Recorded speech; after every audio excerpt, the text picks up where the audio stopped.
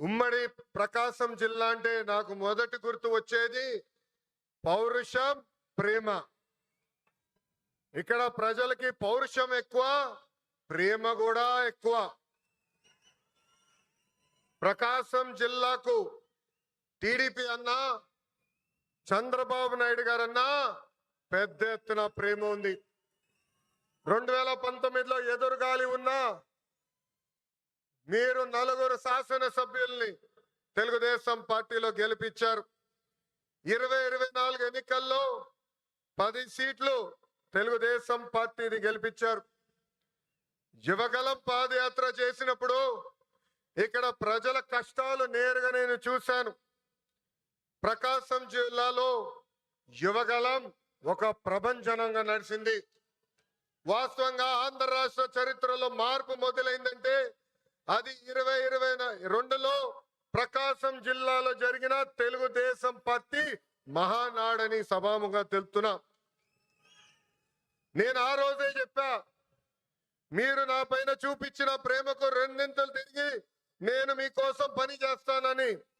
నేను ఆ రోజే చెప్పా, ప్రకాశం జిల్లా నా గుండెల్లో పెట్టుకుని అభివృద్ధి చేస్తానని.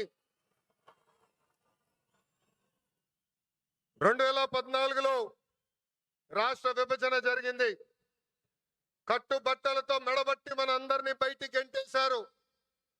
ఆ కట్టుబట్టలతో మన ప్రయాణం ప్రారంభించాం.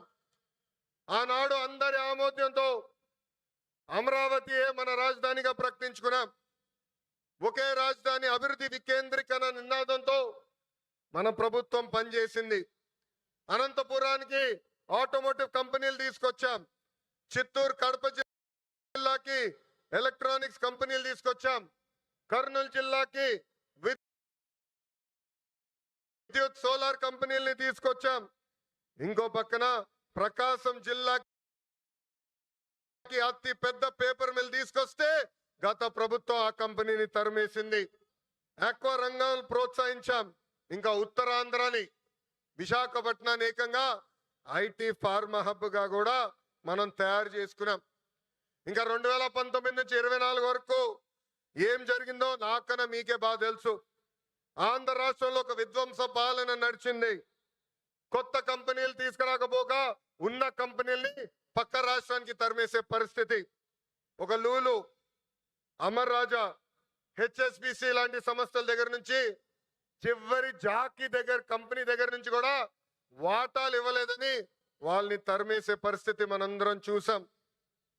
నేను ఆ రోజు ముఖ్యమంత్రిగా ఉన్న పులివెందల ఎమ్మెల్యేకి ఛాలెంజ్ చేశా,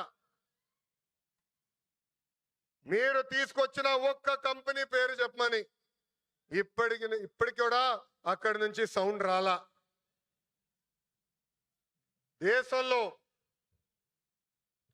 దేశంలో ఎప్పుడు జరిగిన విధంగా నేను పాదయాత్ర చేశా. ఒక మాటలో చెప్పాలంటే యువగలం పాదయాత్ర నాలో మార్పు తీసుకొచ్చింది. గంగాధర్ నెల్లూరు నియోజకవర్గం చిత్తూరు జిల్లాలో ఉంటుంది. ఆ నియోజకవర్గంలో పాదయాత్ర చేస్తున్నప్పుడు ఒక రోజు రాత్రి చివరి గ్రామం అక్కడ నేను నడుస్తున్నప్పుడు ఒక తల్లిని చూసా. రోడ్డు మీద కూర్చుని బోండాలు వేస్తుంది. ఆమెను అడిగా, అమ్మా ఆకలేస్తుంది, నీ పక్కన కూర్చోవచ్చా, నాకు బోండాలు వేస్తాను అడిగా. స్టూల్ లాగేసి కూర్చో బాబాని చెప్పింది. ఆమె మాట్లాడుతూ ఆమెను అడిగా, ప్రభుత్వం నుంచి మీరేం ఆశిస్తున్నారు? ఆమె అప్పుడు చెప్పింది, మద్యంకి మా భర్త బానిసుడయి చనిపోయాడు. 30 సంవత్సరాలుగా నేను ఇక్కడ కూర్చుని బోండాలు వేస్తున్నాను. రూపాయి జమ చేర్చి మా 2 బిడ్డలు చదివించాను. ఆ 2 బిడ్డలకి ఉద్యోగాలు కల్పించు బాబు అని ఆనాడు ఆమె కోరింది. ఇప్పుడు కూడా బాగా గుర్తు ఆ కోరిక. ఆ సంఘటన తర్వాత మరుసటి రోజు గౌరవ ముఖ్యమంత్రి చంద్రబాబు నాయుడు గారికి నేను ఫోన్ చేసి, ఎట్టి పరిస్థితుల్లో మేనిఫెస్టోలో మనం ఒక మొదటి హామీ పెట్టాలి. అది 5 సంవత్సరాల్లో 20 లక్షల ఉద్యోగ కల్పనే మన లక్ష్యంగా పెట్టాలని కోరటం జరిగింది.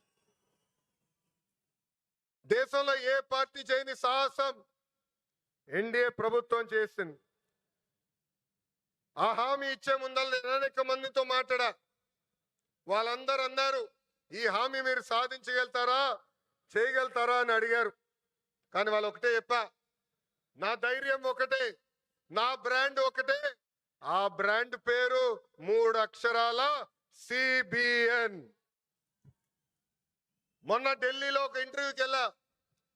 అక్కడున్న విలేకరు నన్ను అడిగాడు, తెలంగాణకి హైదరాబాద్ ఉంది, తమిళనాడుకి చెన్నై ఉంది, కర్ణాటకకి బెంగళూరు ఉంది, ఆంధ్ర రాష్ట్రానికి ఏముందని అడిగారు. అతన్ని ఒకటే చెప్పా, మాకు చంద్రబాబు నాయుడు గారు అని ఒక బ్రాండ్ ఉన్నాడు, అందుకే మా రాష్ట్రం రూపురేఖలు మేము మార్చబోతున్నామని. 2024 ఎన్నికల్లో సైకో పాలకుకు బాయ్ బాయ్ చెప్పి సైకిల్, గ్లాస్, కమలం పాలన మనందరం కలిసికట్టుగా తీసుకొచ్చాం. గెలిచిన మొదటి రోజు నుంచి ఉద్యోగాల వేట మొదలు పెట్టాం.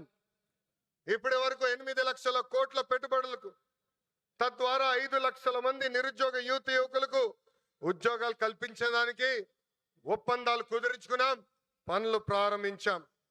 దాంట్లో భాగంగా ఈ రిలయన్స్ ఎనర్జీ ప్రాజెక్ట్ కానివ్వండి, ఎన్టీపీసీ కానివ్వండి, భారతదేశంలోనే అతి పెద్ద ఆర్సిలర్ మిత్తల్ స్టీల్ ప్లాంట్ కానివ్వండి, BPCL, Tata power, TCS, LG electronics లాంటి అనేక కంపెనీలు మన రాష్ట్రానికి రాబోతున్నాయి.